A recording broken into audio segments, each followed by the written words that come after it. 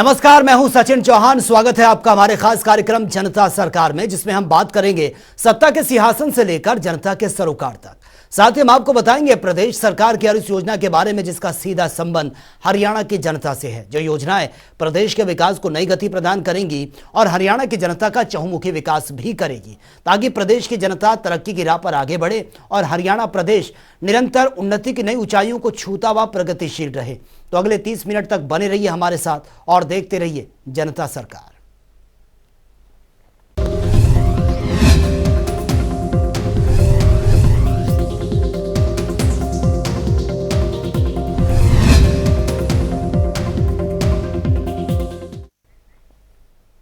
हरियाणा को विकसित राज्य के रूप में स्थापित करने की दिशा में मुख्यमंत्री मनोहर लाल निरंतर अपने कदम बढ़ा रहे हैं और इसी कड़ी में राज्य स्तरीय जनसंवाद कार्यक्रम के जरिए गांव-गांव का दौरा कर मुख्यमंत्री मनोहर लाल आम जन से उनकी समस्याओं को सुनने और समाधान में जुटे हुए हैं।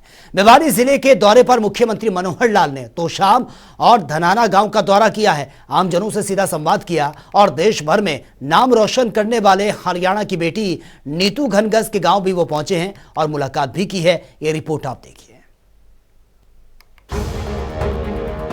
पारदर्शिता के साथ हरियाणा में सरकार चला रहे मुख्यमंत्री मनोहर लाल के पिछले 8 सालों के कार्यकाल में हरियाणा ने देश भर में नाम रोशन किया है। सरकार की महत्वपूर्ण योजनाओं का लाभ सीधा हरियाणा के नागरिकों को मिल रहा है, जिसे मुख्यमंत्री मनोहर लाल सुनिश्चित करने का काम कर रहे हैं। इस कड़ी में मुख्यमंत्री मनोहर लाल ने आम जनता से सीधा संवाद कायम करने के लिए भिवानी जिले से जनसंवाद अभियान की शुरुआत की है, जिसका आज दूसरा दिन रहा। जनसंवाद के दौरान मुख्यमंत्री मनोहर लाल ने भिवानी के धनाना गांव में खरीद केंद्र को 6 एकड़ में विकसित करने की घोषणा की और इस दौरान मुख्यमंत्री ने बताया कि आयुष्मान भारत योजना के तहत धनाना गांव के 5,582 लोगों के आयुष्मान कार्ड बनाए गए हैं। इनमें से 122 लोगों ने अब तक आयुष्मान भारत योजना का लाभ भी उठाया है। साथ ही धनाना के 1,687 लोगों के नए राशन कार्ड बनाए गए हैं। हरियाणा वासियों के विकास के लिए काम कर रहे मुख्यमंत्री मनोहर लाल ने भिवानी दौरे पर नीतू घनघस के गांव धनाना पहुंचकर उनसे मुलाकात की, साथ ही लड्डू खिलाकर प्रोत्साहित करने का भी काम किया। इस दौरान मुख्यमंत्री ने नीतू घनघस का हौसला बढ़ाते हुए यूं ही ताबड़तोड़ घूंसे बरसाती रहो कहा और विरोधियों को चित करती रहो। साथ ही साथ उन्होंने ढेर सारी शुभकामनाएं भी दी। सार्थक सोच के साथ हरियाणा के विकास को गति दे रहे मुख्यमंत्री मनोहर लाल के कुशल नेतृत्व में जहां हरियाणा कीर्तिमान स्थापित कर रहा है, वहीं हरियाणा की बेटियां देश दुनिया में हरियाणा का परचम लहरा रही हैं। ब्यूरो रिपोर्ट, जनता टीवी। और मुख्यमंत्री मनोहर लाल भिवानी के दौरे पर है। जनसंवाद कार्यक्रम के तहत मुख्यमंत्री भिवानी के गांव में जाकर ग्रामीणों की समस्याएं सुनने का काम भी कर रहे हैं, जिसके समाधान के लिए हरियाणा सरकार निरंतर कदम उठा रही है। मुख्यमंत्री के भिवानी दौरे का दूसरा दिन कैसा रहा, आइए आपको ग्राफिक्स के माध्यम से दिखाते हैं। हंस लटाधारी मंदिर में पूजा अर्चना मुख्यमंत्री ने की है और इसी के साथ शहीद के अंतिम संस्कार में शामिल हुए हैं मुख्यमंत्री तिगड़ाना गांव में और शहीद के पिता जो कि पूर्व फौजी हैं, परिजनों को सांत्वना भी उन्होंने दी है और सीएम ने बारिश से खराब फसलों का जायजा भी लिया और स्पेशल गिरदावरी कराकर मुआवजा देने का भी उन्होंने ऐलान किया है। मुख्यमंत्री मनोहर लाल ने जनसंवाद कार्यक्रम भी किया है, लोगों की समस्याओं को भी सुना है और जनता दरबार लगाकर जो ग्रामीण वहां पर थे उनकी समस्याओं को मुख्यमंत्री ने सुना है। सीएम का ऐलान है 6 एकड़ में विकसित होगा खरीद केंद्र और विश्व बॉक्सिंग विजेता नीतू घनघस से भी मुलाकात की है। सीएम ने दी है आने वाले सुखद भविष्य की शुभकामनाएं और जनसंवाद कार्यक्रम के तहत ग्रामीणों की समस्याओं को भी सुना है। गांव के विकास के लिए 2.5 करोड़ रुपए की मंजूरी भी दी गई है।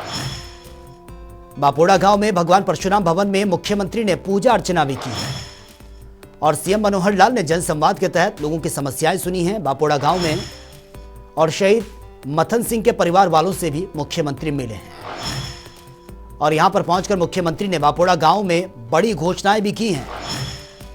ऑनलाइन फर्द को किसी अप्रूवल की अब जरूरत नहीं होगी और विश्व युद्ध 2 के सेनानी रहे छल्लू राम गढ़वाल के घर भी वो पहुंचे।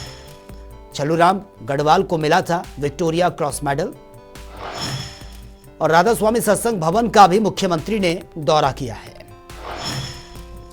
तो बलियाली गांव में सीएम मनोहर लाल ने जनसंवाद के तहत लोगों की समस्याएं सुनी हैं और जनसंवाद के दौरान ग्रामीणों ने सीएम का धन्यवाद भी किया। बलियाली गांव भी पहुंचे थे मुख्यमंत्री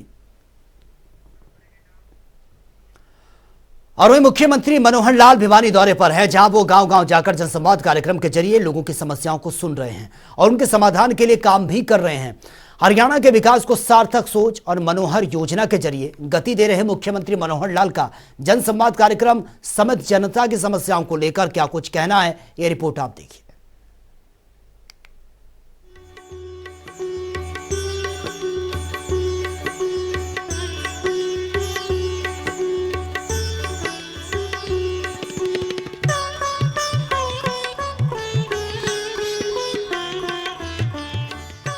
चलिए, हम मुख्यमंत्री जी के साथ हैं इस सफर में और एक अच्छा कार्यक्रम जरूर मैं कहूँगा, क्योंकि अगर राज्य के मुखिया लोगों के बीच पहुंच करके उनके दुख दर्द को समझते हैं और असली में समस्या क्या है जब लोग बताते हैं, तो राज्य के मुखिया को कई मायनों में सहूलियत भी होती है योजनाओं को बनाने में।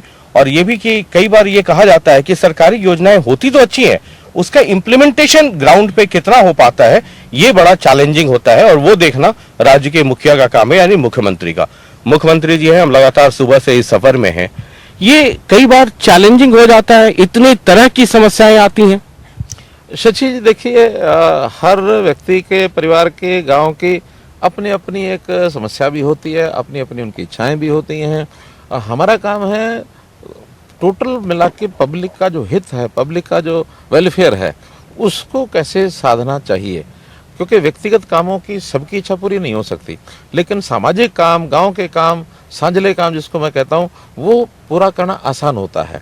इंफ्रास्ट्रक्चर की चीज़ें हैं, पानी की बात है, कहीं खेती में अभी जो आजकल नुकसान हुआ है उसके मुआवजे की बात है।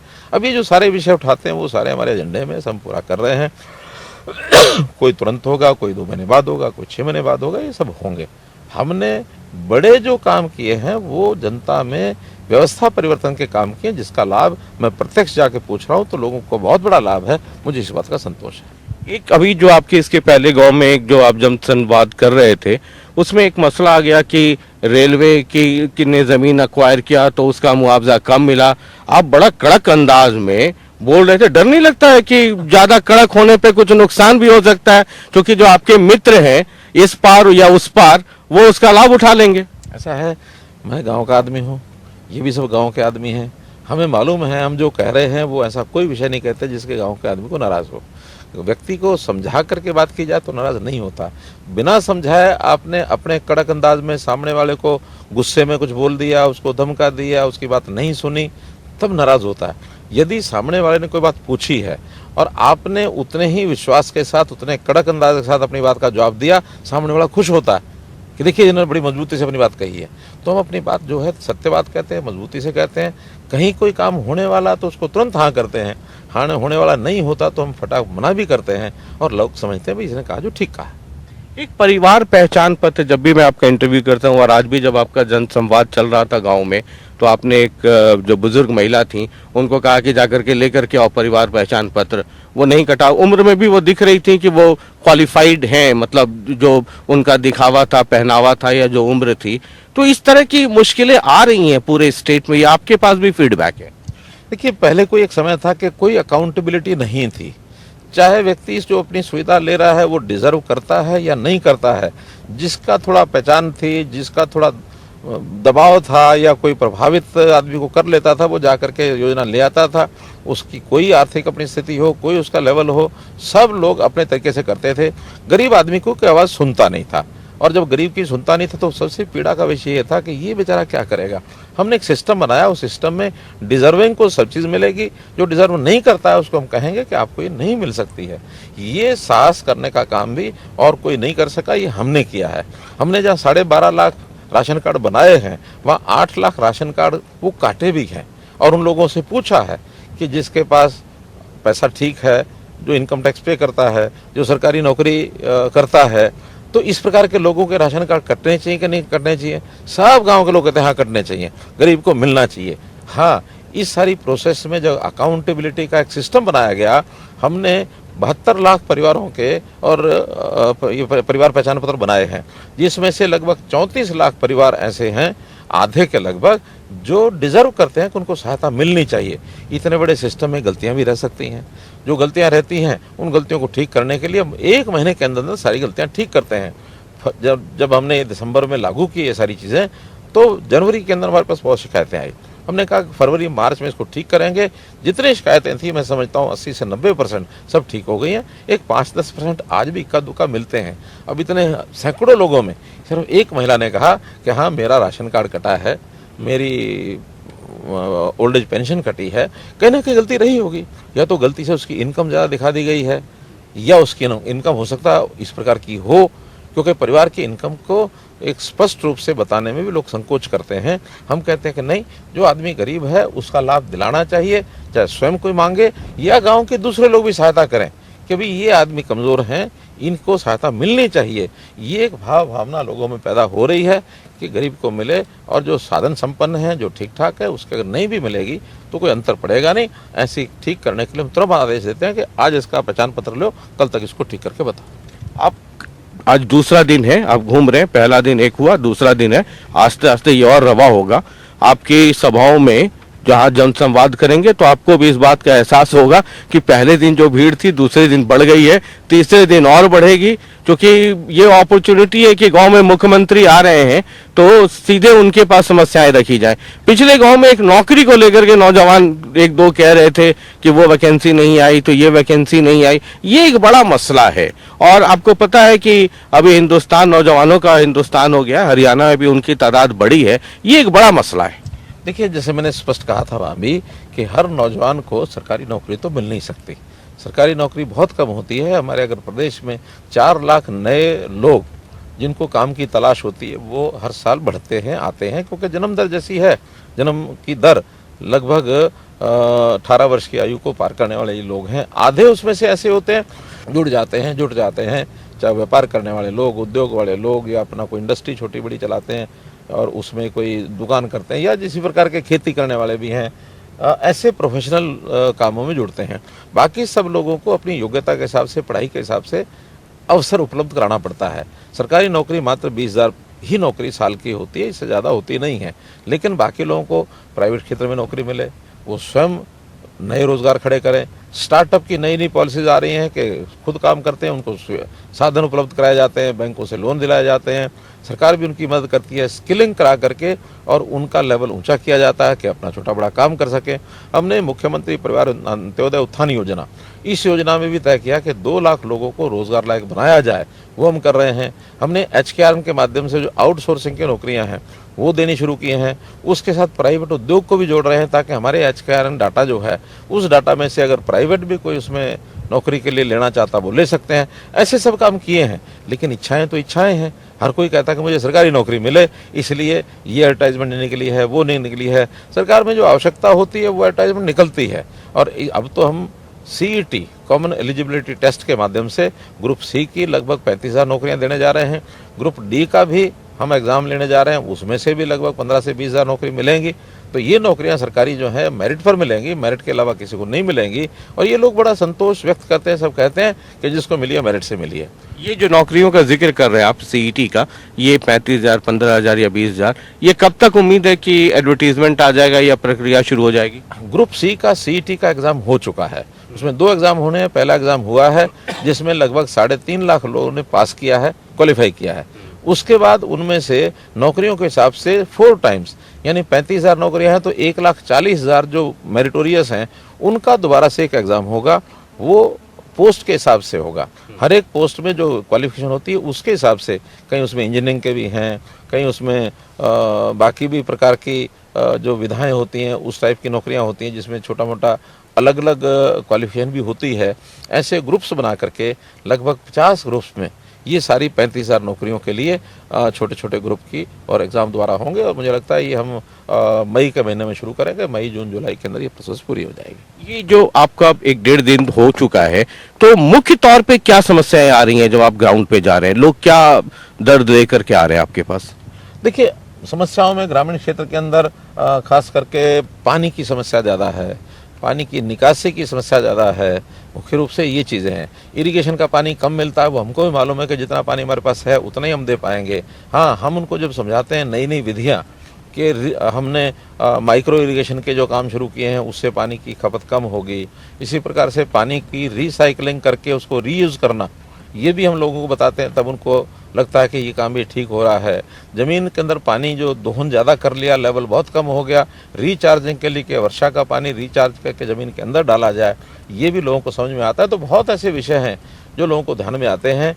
लेकिन धान की बुआई में पानी ज़्यादा खर्च होता है, ये हम अपील करते हैं सबको कि धान की बुआई कम करें, क्योंकि 3 एकड़ पानी जो है वो धान की सिंचाई वाला माइक्रो इरिगेशन करेंगे तो 10 एकड़ में वो पर्याप्त होगा। इसलिए पानी की बचत करना, पानी का प्रबंधन ठीक करना, ये हम कर रहे हैं, लोग संतुष्ट हैं इससे। एक सरपंचों का मसला बहुत जबरदस्त है। पिछली जनसभा में जो आपका जनसंवाद था उसमें मैंने देखा कुछ सरपंच भी बैठे हुए हैं। अब आपके ही पॉलिटिकल पार्टी जो मतलब सरकार में जो अलाइन है जेजेपी, उनके जो दूसरे लोग हैं, हालांकि मंत्री जी तो आपके सुर में सुर ही मिला रहे हैं, लेकिन वो कहते हैं कि नहीं ये गलत हो रहा है, वो लिमिट बढ़ा दीजिए, 20 लाख कर दीजिए। तो जब आप जा रहे हैं और सरपंचों से जब आपकी सीधे मुलाकात हो रही है तो क्या फीडबैक है? आप तो सुने ही हैं सबको, सरपंचों को। सरपंच स्वयं कहते हैं कि आपका स्टेप बहुत अच्छा है, आपने जो लिमिट में रखी है ई टेंडरिंग की राशि जो कोटेशन से करा सकते हैं, बाकी ई टेंडरिंग का विषय सबको पसंद आता है। केवल जिन लोगों को उसमें से कमीशन खानी होती है, जिन लोगों को उसमें से भ्रष्टाचार करना होता है, ऐसे ही सरपंच जो हैं वो उसका आग्रह करते हैं, ताकि उसमें से उनकी मर्जी से पैसा खर्च होगा तो अपने तरीके से वो उसको खर्च करेंगे। इसलिए एक पारदर्शी तरीका है। लगभग 6200 में से 5600 सरपंचों ने अपने काम कराने शुरू कर दिए हैं। एक 500-600 सरपंच ऐसे हैं, वो भी जल्दी उस लाइन पर आ जाएंगे, ऐसा मेरा विश्वास है। आपको लगता है कि ये पॉलिटिकली मोटिवेटेड इशू है? ये क्योंकि बहुत पुराना चला आ रहा है, आदतें पड़ी हुई हैं, उन आदतों को रोकना, ये हर आदमी रोकने की साहस भी नहीं कर सकता है। हमने वो साहस किया है और हमने कहा है कि भ्रष्टाचार जो है उसको नहीं पनपने देंगे। भ्रष्टाचार के नाते से जिनको आदतें पुरानी पड़ी हैं, वो कांग्रेस के टाइम की भी पड़ी हैं, तो हम उसको ठीक कर रहे हैं और उसमें मुझे लगता है कोई ऐसी कठिनाई नहीं आएगी, सब उसमें साथ आ जाएंगे हमारे। मतलब कोई रोल बैक नहीं है? 2 लाख से 5 लाख कर दिया लेकिन 20 लाख नहीं होगा? नहीं, कोई मतलब नहीं, कोई कारण नहीं, कोई रोल बैक नहीं है। तो आगे की जो बातचीत है इस गांव के बाद हम करेंगे। और ये देखिए फूलों की वर्षा हो रही है गाड़ी पर, और इस गांव में मुख्यमंत्री जी का कई सारे कार्यक्रम है। ये देख रहे हैं, ये जो मैंने आपसे सवाल किया, अब ये कह रहे हैं कि क्वालिफाई करा दो, मुख्यमंत्री जी को कह रहे हैं। ठीक है, तो ये देख लीजिए, इधर फूल की वर्षा भी हो रही है और स्वागत भी हो रहा है मुख्यमंत्री जी का। तो ये खट्टे मीठे अनुभव मतलब होते रहते, कहीं फूल की वर्षा, कहीं कह रहे हैं सीईटी क्वालिफाई करा दो। देखिए, सारे अनुभव है, सबकी अपनी अपनी सोच होती है। उस सोच में हर कोई, कुछ लोग होते हैं जो कुल मिलाकर के व्यवस्था के साथ सोचते हैं, कुछ लोग अपने अपने को सामने रख के सोचते हैं, तो सबकी सोच रहती है। हम कहते हैं जिसमें सबका ज़्यादा भला हो, उसके नाते से ही काम आगे बढ़ने चाहिए।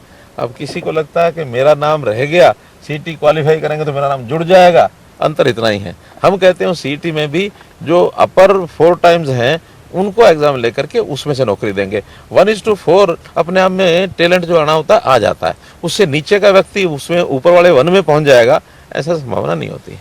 चलिए आगे की जो बातचीत है, कुछ पॉलिटिकल मसले हैं उस पर भी बातचीत करेंगे, लेकिन इस गांव के बाद। और इस गांव में देखिए जनसंवाद जो यात्रा है, जो कार्यक्रम है इस गांव में, वो भी हम आपको दिखाएंगे। और ढोल नगाड़ों और फूलों के साथ मुख्यमंत्री जी का यहाँ स्वागत हो रहा है और चारों तरफ बहुत भीड़ है।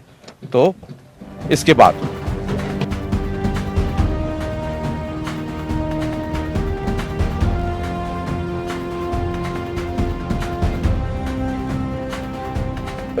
इस गांव में भी एक जन संवाद का कार्यक्रम था।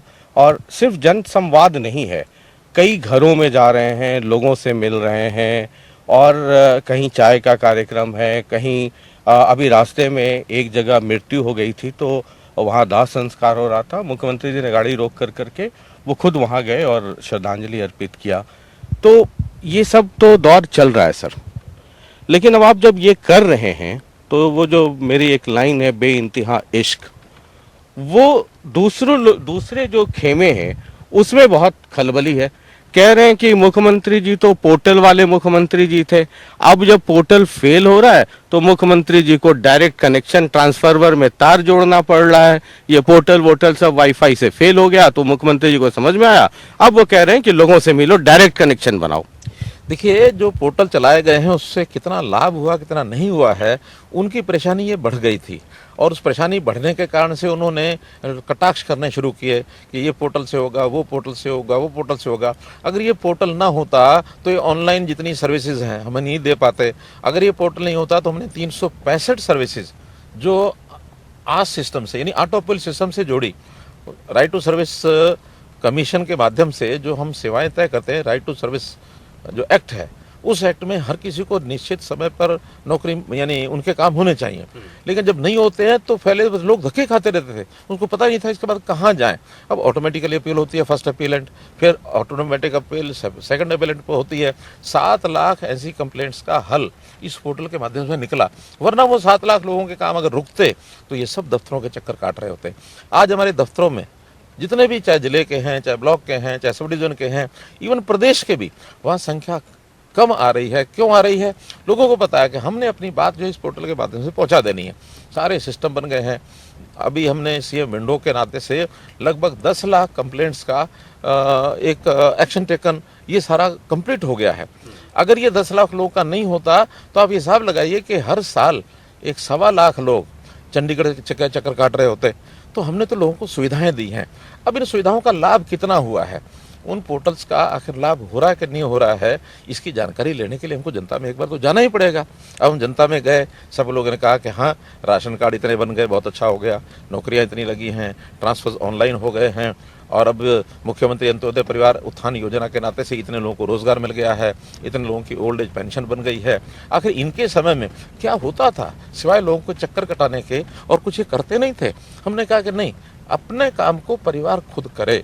वो उस काम को करते, उसकी कोई बाधा आती है, उसको मुश्किल खड़ी होती है, सरकार का काम है उसके घर में जा करके उसकी समस्या का हल करना।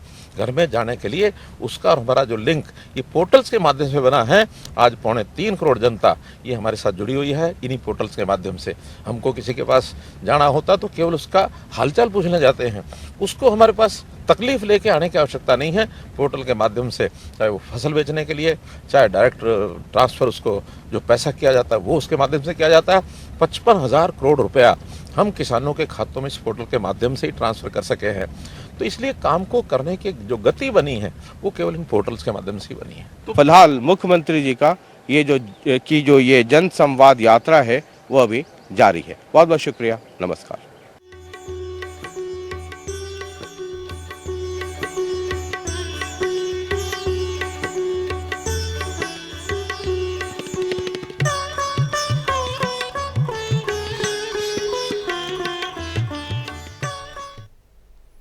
तो चलिए अब जान लेते हैं कि आज के सवाल का विजेता कौन है।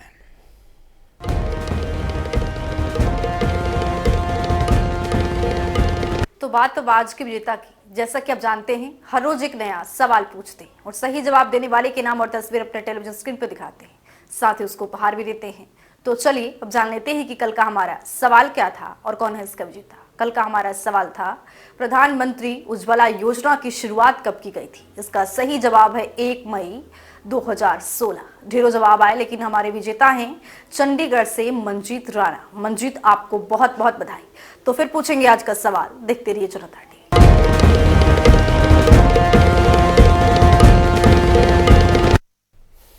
तो चलिए वक्त हो गया है आज के सवाल का और जान लेते हैं कि आज का सवाल क्या है।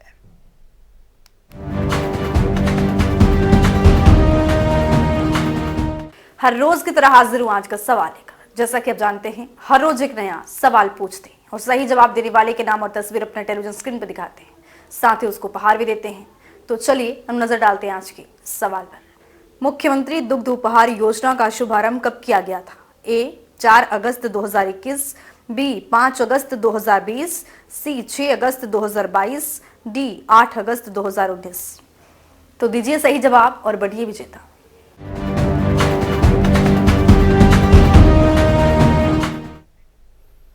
तो इस खास कार्यक्रम के जरिए हमारा मुख्य उद्देश्य हरियाणा सरकार के कल्याणकारी योजनाओं की जानकारी और उसका लाभ प्रदेश के हर नागरिक तक पहुंचाना है, क्योंकि जब प्रदेश का हर नागरिक खुशहाल और समृद्ध होगा तभी प्रदेश आगे बढ़ेगा। तो फिलहाल के लिए इतना ही। नमस्कार।